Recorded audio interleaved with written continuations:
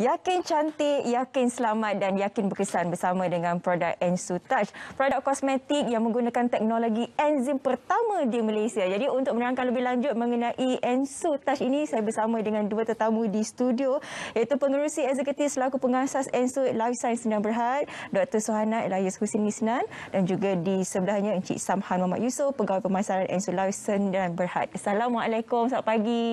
Waalaikumsalam Syafiqah, selamat pagi. Sihat ya?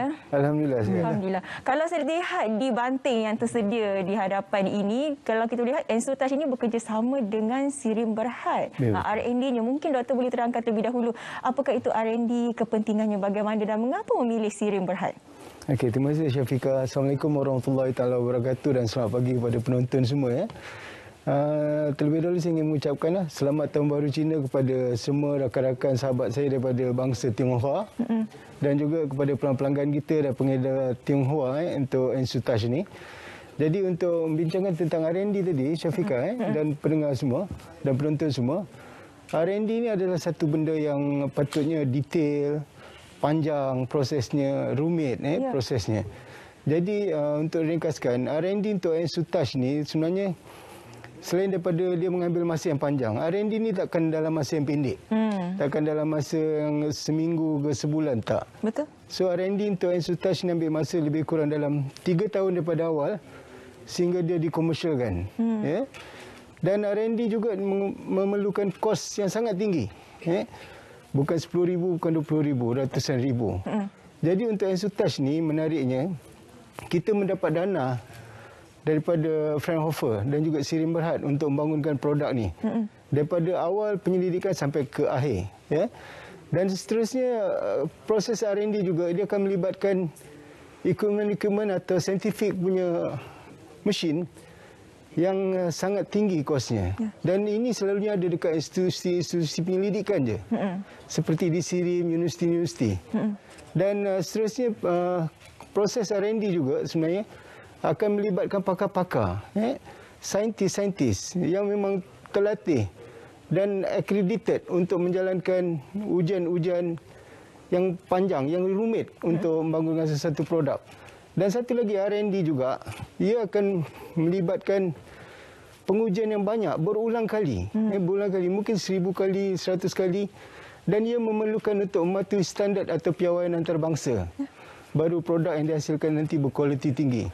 Dan untuk R&D Ensu Touch ni sebenarnya, selain daripada melibatkan saintis dan pakar yang ramai daripada Sdn Bhd, ia juga sebenarnya menggunakan satu bahan atau herba atau nenas yang kita pilih, ia sumber daripada Malaysia sendiri. Itu keunikan produk Ensu Touch ni, Syafiqah.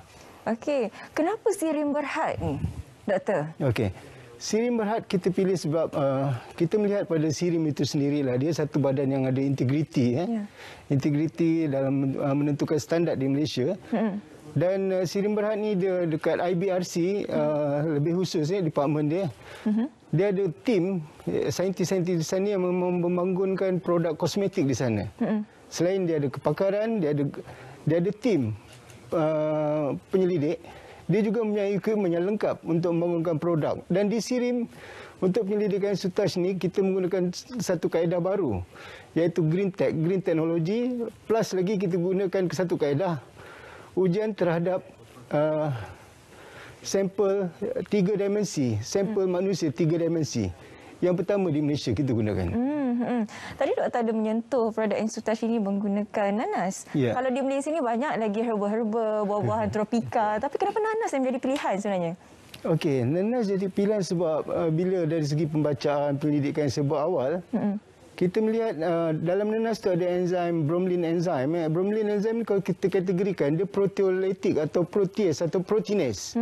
Ini sangat bagus dalam segi penguraian protein. Dan kalau kita study lagi, macam penyelidikan-penyelidikan yang sebelum ni, kertas-kertas penyelidikan sebelum ni, enzim daripada labu contoh dia, telah lama digunakan untuk dalam kosmetik. Dan dia juga dalam proteolytic atau proteinase. Dan kenapa tidak dibangunkan kajian terhadap bromelain enzim? So idea tu datang dan bila kita bincangkan dan kita ketengahkan kepada pihak SIRIM, mereka menerima kaedah ni. Dan pembangunan-pembangunan ni untuk penyelidikan nenas ini dibuat secara lengkap. Daripada mana sumbernya dan apa kaedah-kaedah yang dibangunkan oleh Pak Sirim ni sangat detail. Daripada stability study, daripada efficacy keberkesanan study, daripada safety study, semua dibuat. Bukan tu je. Ujian di makmal juga dibuktikan dia berkesan, dan juga ujian in vivo terhadap pengguna juga dibuat dan juga menunjukkan result yang sangat signifikan. Ya. Encik Samhan selaku pegawai pemasaran untuk Ensutouch, satu stigma masyarakat di Malaysia ni apabila mengetahui bahawa produk kecantikan itu made in Malaysia, buatan Malaysia, kajian di Malaysia, pemiliknya juga orang Malaysia, khususnya Melayu pula tu, dia ada satu pandangan tersendiri bahawa ini cap CDE, dia bukan standing dengan peringkat antarabangsa punya jenama. Bagaimana Encik Samhan melihat situasi ini? Okey, terima kasih Syafiqah.